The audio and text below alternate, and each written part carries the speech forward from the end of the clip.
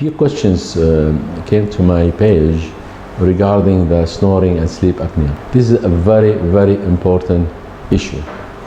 Snoring is caused by passage of air through a narrow area. Just look at me. Nothing happened.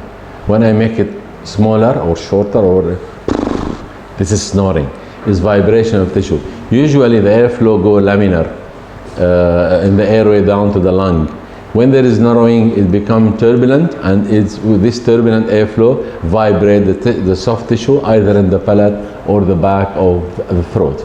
The main reason of this is nasal blockage caused by septal deviation, hypertrophic turbinate, something blocking the back of the nose, big uvula, the palate, big tonsils, or the tongue is pushed backward caused by retraction of the lower jaw.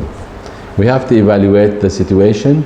Snoring is something to do with the partner, either wife or husband, if they're coping with no problem, but it's treatable either by medication to reduce the size of the turbinate or by surgery. It depends on the situation. But sleep apnea is a very important issue. We have to do sleep study to evaluate the degree of the sleep apnea.